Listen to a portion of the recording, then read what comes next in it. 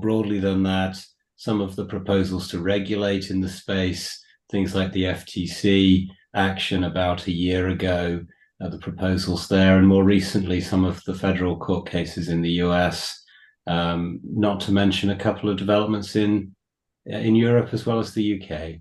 So we're kind of covering all the bases, 3-lawyer team across those 3 jurisdictions. Thank you, Stephen. So let's start the conversation. In the meantime, as you could see, we are live streaming this, and the first question would be, what do you think the key 3 issues or trends would be for 2024 from your perspective in the media space? Tamima, would you like to start? Someone else can go first, please. Sorry? Someone else can go first. I'm just having a bit of a tech issue. Just 1 minute. Sure. Can I ask you, Emily, to start? Yeah, sure. Yeah, I was thinking about this last night, and I was thinking about it from the perspective of, business leaders, obviously with a little bit of a media and advertising hat on. But I think generally the top, the top theme is around AI, that if you're a business leader, you can't not be thinking about it. It's just kind of what action you'll take about it, right? So I think that because there aren't that many people who are truly AI experts yet, business leaders will be learning. We'll all be learning, but then I think, they'll be taking it, the wise ones will be taking it a few steps further than just learning about it and watching the space. They'll be starting to experiment in-house with simple tasks. They'll turn to their existing partners and vendors to see what capabilities, new capabilities are being offered that they can start to test or leverage, and also thinking about their critical business goals and meeting with new companies, learning about how they could help with those. You got to see what's out there in the market.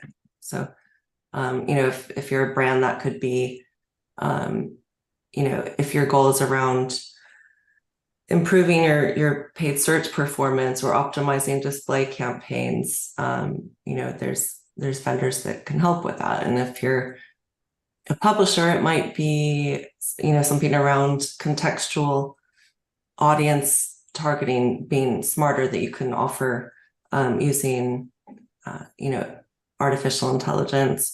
Or I think a common one we hear with publishers is around newsrooms, using AI to write and optimize headlines, which we have to be careful with, of course, because it can turn clickbaity. But yeah, AI is the first one. I don't want to talk for too long, but I have a couple of others, of course. Mm-hmm. Would you share the other 2 trends, issues, topics with us that you believe will be influencing the next year? Sure. Yeah, so I was thinking about, some of the trends in the digital advertising space are moving towards some kind of shiny newish areas like CTV and retail media. I think that, as a general business rule, you have to be on the lookout for disruption and thinking about how your competitive set is changing. So I work a lot on the sell side, or the publisher side of the industry. For publishers, your competitor isn't necessarily who it used to be. Other publishers are more of a frenemy now. The real competition is, of course, the big walled gardens, and social media giants keep gaining more, more ad budgets, with the exception of X, I think we've all seen in the news. But, so publishers are now looking at not just social media, but also retailers as competitors. And as broadcasters move more and more into programmatic TV, especially, the whole connected TV space will continue to garner a nice share of the ad budget. So I think that the changing dynamics with who your competitive set is, business leaders ought to be keeping an eye on that. And then the third theme, now that I live back in the US, one reason 2024 is looking to be positive is the US elections. But even with the political advertising aside, all the projections I've seen are looking up from initial estimates. So, analysts and the major agency holding companies are all estimating 5+%, if not 5.9%, or I think I saw one that was 7%. So that's increased from 2023 to 2024, which is great, because I think this year we've seen a quiet M&A market. We've seen, even just in my ether, I see publishers and ad tech companies holding back a bit, not being as aggressive with their investments. So I think that in 2024, we'll see people be more assertive, whether that's investing in more tools or unfreezing their hiring, or even some of that M&A activity. Thank you. It sounds very interesting, and we will come back to some of the points. But I would like to ask now to come in Stephen, please, and then we can move back to Tamima, if that's okay with you, Tamima. Okay, Stephen, please. Yeah, so first of all, apologies if I cough or lose my voice. I've got a little bit of a cold, so I do apologize for that, but I'll do my best. If I have to stop, I apologize, but let's see how far I can get my voice to last. So many of the things that I've been thinking of, very similar to what Emily's thinking of. I thought AI would come up, and I'm glad it did. I think it's this tremendous opportunity, if it's harnessed properly, responsibly and ethically, particularly for there to be a bridge between personalization and AI. So some of the things which we've had to fight for over the years, like access to data for responsible personalization, which is massively under threat. The term walled gardens already came up, and I share that concern. I think there's a huge innovation to be had, and you'll have seen this too, going to industry conferences and so on. Everyone's thinking about how AI might change content, and there's a piece of that where the data can drive both audience and content. And I would love to see a world where media is that interactive, is that user driven, but it will come up against a headwind, I worry, of people who want a much more homogeneous audience. They want contextual approaches, and that's fine. If a publisher voluntarily goes down that path, that's fine, but it shouldn't be forced upon people who want to use the innovations. So I'm really looking out for anything that's a threat to AI innovation. That's my number one thing. I share Emily's thought there that AI is going to be really key. I don't want to geek out on the legal and regulatory piece, because I know it's not really of necessarily that much interest to the whole audience. But a couple of points from detail, point 2 of 3, that's how data is changing in terms of the regulatory powers over it. So obviously, going back a long way, there's GDPR, and we could think about that as kind of Gen 1 of modern tech regulation. I think we're now at Generation 2. So what's the 2.0? Well, the 2.0 is the use of the new competition laws. So I'm sitting here in the UK, there's a new law that's coming through, which will change the powers over some of the technology companies, the regulatory powers. There's a new one in Europe, and there's some federal court litigation in the States, which will also affect how data can be used. What's really interesting with these laws is they're taking a broader approach. They're not just looking at, say, consumer impacts, which is what used to take place. They're now looking more at wider conceptions of fairness. A good example to make it concrete, here in the UK, the regulator, the CMA, intervened in relation to Amazon and Meta. This was about 3 weeks ago. And they've agreed that if you're a seller, say on Amazon Marketplace, or if you're using Facebook Marketplace as a seller, as an advertiser, your data can't be taken by Amazon as part of the deal. They have to let you keep it. Same point with Facebook. Meta can't just take the data, it has to let people keep it. Now that's very big, because what that means is that a number of smaller companies will be able to hold their own data that previously would have had to go onto the platform. Whether that's good or bad depends on, where you're sitting and what you want to see, but it is a major development, that kind of data unbundling. Third, last but by no means least, I would point to the cookie withdrawal. Now, I was thinking coming to this event, I'm not sure if I'm willing to make a bet. Will it happen in 24 or not? But I know people will be following this closely. I'm going to say, because I'm feeling brave, maybe it's the meds though from the cold, I think it'll go into 25. So we'll just see. And that's probably enough from me. But just to summarize, very much see AI as the key piece. Fully agree with Emily. Thank you. It's very interesting as well. And just one question, why do you believe it will be 2025 for the cookie deprecation? So I may have to eat my words, but I think more people would need to be testing the post-cookie technologies right now for there to be an evidence base that would then allow Google to take the cookie away. But, I would say to be, I hate to prevaricate, but it's probably 60-40, because there is another scenario where there isn't much testing, but no one cares. So. Okay. Got it. Thank you. So let's have Tamima. Okay, Please share your thoughts.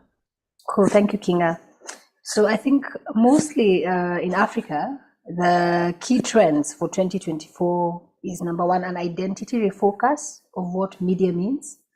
We are now in a period where media meant one thing, but over the last couple of years, and especially due to the COVID-19 pandemic, we saw the digitization in Africa actually accelerate. So what most people working within traditional media had thought would happen in almost 5 to 10 years down the line happened literally in a period of 12 months. So for a lot of platforms that were either leading platforms, what we are seeing across the region is that now, the leading broadcasters are struggling. And when I'm saying leading broadcasters, not necessarily government owned, but even people who are private. So now we are seeing increasingly that there's going to be an urgent need to actually identify, and refocus what these businesses mean in the long run, because the successes of the past are no longer cutting it. So we are finding where most platforms were perhaps very resistant to change. How most of these businesses would be run would be from the point of view that if it's not broken, don't fix it. And then overnight, so we have this whole digitization that has happened, and then we have all these mini creators, and so crowdsourced content now becomes the next big thing. And so the next thing that obviously now African markets have to look at is the focus on advertising and specifically monetization, because by and large, ad-funded models are the primary source of revenue for most media platforms. So what we've seen increasingly in most of the more dynamic markets is there has been a shift from traditional paid advertising on linear platforms, And now we are seeing the age of the influencer, even in Africa. In my role, I deal a lot with platforms because I also work in network. So we do DTT and also DTH channel distribution across the continent. And so what I've come across is instances whereby you'll talk to platforms and they'll tell you how they're struggling. And then on the other hand, because I'm also in content and marketing, you'll come across influencers and just the kind of attention that they command and also how they've been able now to monetize. Some of these influencers are potentially making more than what certain platforms are making from a P&L point of view. So we are living in very interesting times. And this is compounded simply because I think for Africa specifically, with the advent of DTT, so the space of linear TV was just expanding. And then at the same time, we have the digital side, which is now also accelerating. So the advantage that digital has over linear in this part of the world is data. Because on digital, the data is available. All you have to do is have an account, go to your analytics, and you'll figure out who's watching, where they're watching, how long they watch, what they prefer to watch. So unfortunately, we are seeing a situation where now traditional media, and when I say traditional media, that's your TV, radio stations, they're struggling because in most of these markets, the audience research is not developed. So in that regard, they need to just basically refocus and re-identify what does TV mean and what is the business model is going to be very key on the African continent. Then obviously, like everywhere else in the world, AI is also a big thing here, but mostly from a renaissance of creativity. Because what it's basically done now is that it's spurred the age where now we have more creators, because you don't necessarily need to be running a ship to be having a media business. You could literally do it with your iPhone. All you have to do is know which apps you need to download, subscribe to those, figure out how to make the content. So it's very interesting that a lot of the big media businesses are still very behind when it comes to tools like AI. But then when you go into the digital space where you're finding independent creators and newer players who've now set up sort of like new media platforms. So they are basically making a killing from this because they've now understood the name of the game is content. And fortunately for them, advertisers are playing ball because fundamentally what the advertiser wants is eyeballs. They are looking for visibility. They want to place their product in front of people. So we are seeing a very interesting sort of like tug of war between digital and traditional media in Africa. And then this is also compounded by the fact that regulation here may not have caught up.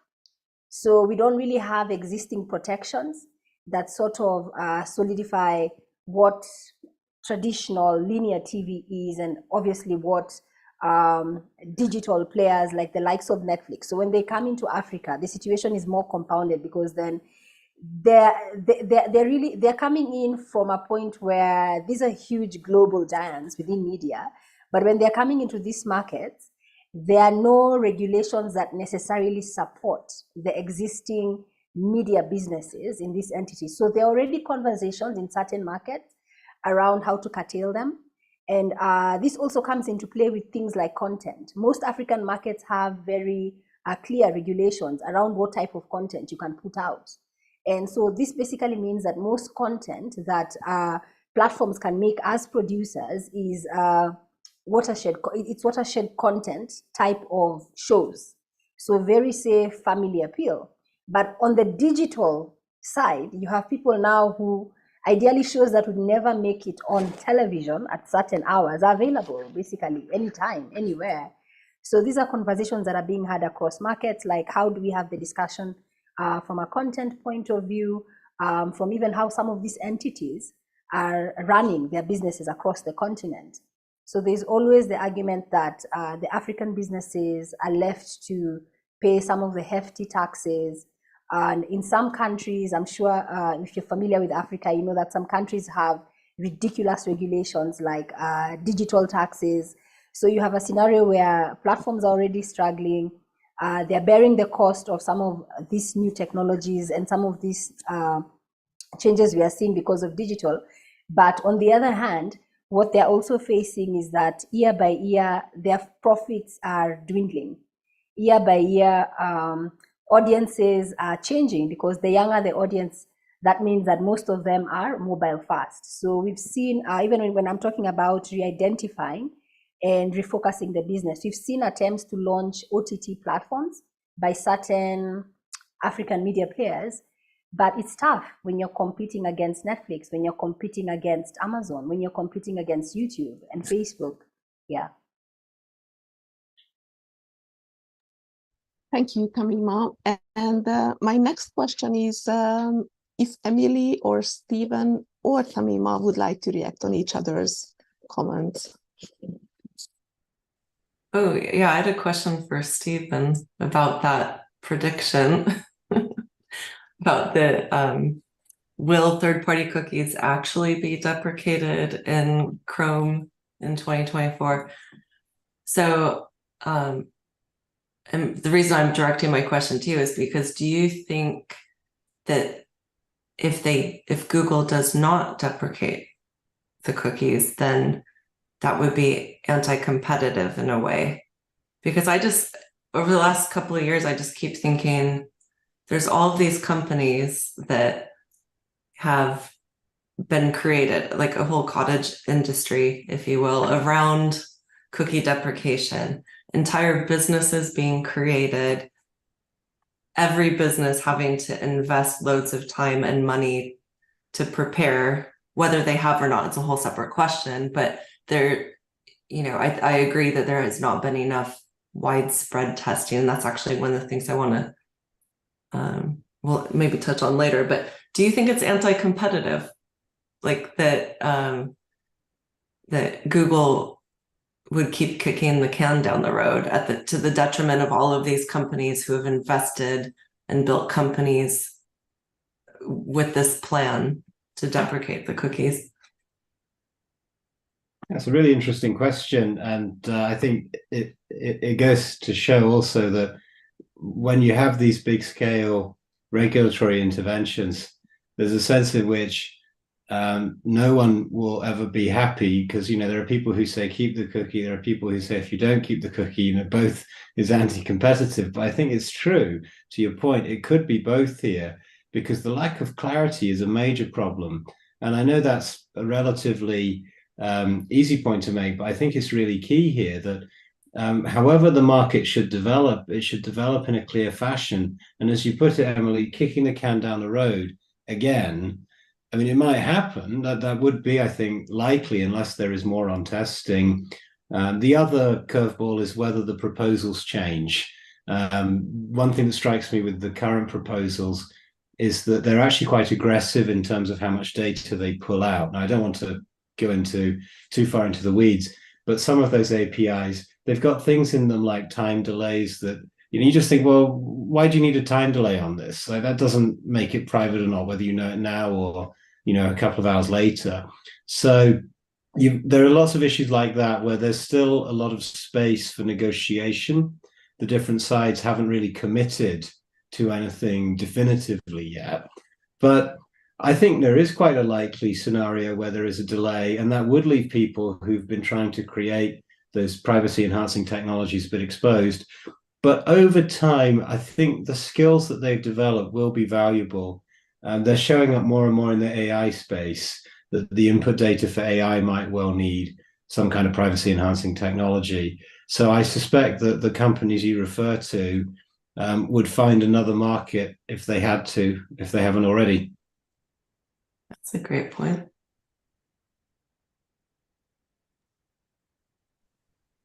Any other comment on each other's thoughts? I just want to say to Tamina, like I was wondering how much regulation there is in Africa. So it's really interesting to hear that there aren't many barriers for the likes of Netflix and Amazon, so that when they come to market, they're going to make an even bigger splash. If not a tsunami, perhaps. Yeah, correct. I think it's only this year in particular, because it's been a tough financial year for most companies, So now you're seeing a more organized push, but this is only happening in the more developed media markets.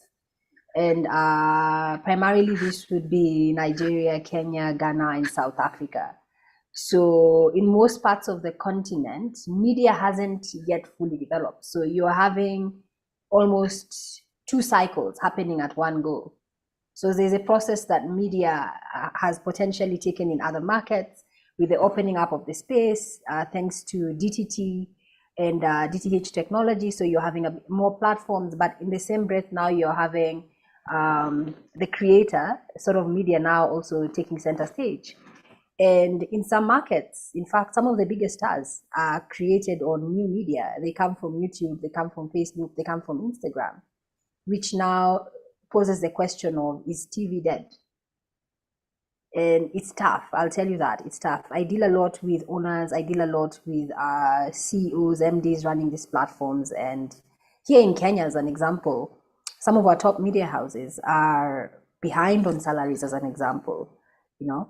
So it's a very unique situation. Yet on the other hand, you'll talk to platforms who are in the old environment, they would never have been able to succeed. But with the new environment and basically it being a wild west of some sort, so you're finding some new players coming in, and because they have their hand on the pulse when it comes to things like AI, they understand what's happening on the digital space. So then they're able to capitalize on this and set up successful businesses. And the great part is some of these businesses, because digital is borderless. So you're seeing them now also jumping on the monetization bandwagon and actually making some considerable amount of money on those platforms. Thank you. I have a feeling we've seen a couple of things already in Europe and America that you are struggling with. But the fact is that we are not any smarter than you are. So it's a very interesting word, because there are global challenges for everyone. I mean, this cookie deprecation and all this stuff, even if your laws don't handle it as the EU laws or UK and the upcoming US laws, I think that's a common challenge and opportunity at the same time. And because I would like to finish this part in order to open the conversation to the others, I would like to ask you, 3 of you, to give just 1 or 2 sentences about your one piece of advice for 2024, what we should focus on. And then I will cut the live streaming and go private. Who would like to start? Tamima? Yeah. So I would say really for 2024, specifically for Africa, when we talk about rediscovering the identity and refocusing the businesses, for most platforms, what I'm seeing perhaps being successful is people who figured out that you need to be an entertainment business. So that means they keep the linear part of the business, but now they expand. So you find now they become fully 360. So they have digital divisions, they're in music, they're in movies. So meaning it's broadening beyond the fact that I'm a TV channel. And that means that they're taking full advantage of the fact that there's a renaissance happening with creativity. The one thing that we've learned, even with all these new platforms, is that people love content. People love especially good content even more. And the thing about Africa in particular, because growing up, you know, I'm exposed to content from literally every continent. I've watched Indian, Asian, European, American, but the one thing that we especially starved for is African content. So we are also seeing creators on the continent who are now making stories about Africans for Africans, and they're delivering these stories at world-class quality. So I think therein ultimately lies the opportunity for Africa, because Africa is unique. It's a very unique continent. And within the continent also, there are even more unique territories with different nuances. So a lot of the times it means that you can learn from what's happening from the rest of the world, But ultimately, when it comes to what you apply, it actually has to fit that particular territory. Yeah. Thank you. By the way, I'm watching African series on Netflix. They Fantastic. are absolutely amazing.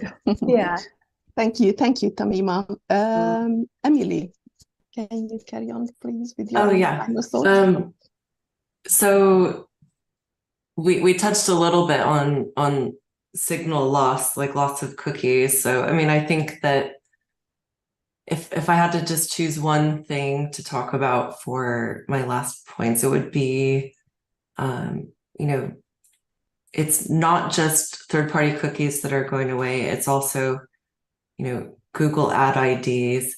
There will also be, there are already some constraints on the use of IP addresses, which does impact CTV. And some of that's just by the broadcasters themselves not wanting to share every last bit and et cetera. So it's a muddy area, but I guess the point is that there's a lot of signal loss, and it's 2024 is not the time to be conservative or to wait and see. I think that that is the stance of a lot of brands and publishers, which is why we've not seen the widespread testing that we need for cookieless solutions. But to an extent, we have to run our own race. And if you're a business and you haven't been doing extensive testing and across different types of solutions, then you're missing a big trick. It's a major, major thing.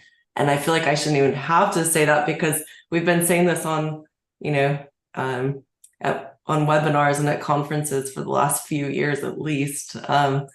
But it's surprising how many people you talk with and they say, oh yeah, we've just been kind of waiting to see how things shake out and which vendors are the most successful. 2024 is not the time for any more of that business.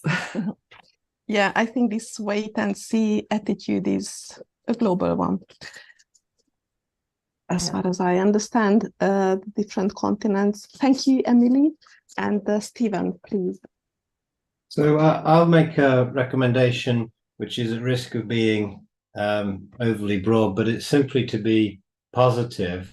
Here we are in this world of decreasing potentially insights and lots of the things that media relies on to have good income. I mean, unless you're a Financial Times or something with your own gilt-edged audience, then most publishers will be in a position of having to work out how to navigate these changes. But the thing that sometimes drops out of the discussion, at least from my perspective, is the positivity that everything's reactive, but it's important for particularly publishers to be proactive and to make the case for those data-driven business models, which add a lot of value, that need to persist where they are helpful. So yeah, be positive. Don't take the restrictions lying down. Stand up for yourself and be positive. That's my recommendation. That's absolutely amazing as a last sentence for the live streaming. So thank you. And I am cutting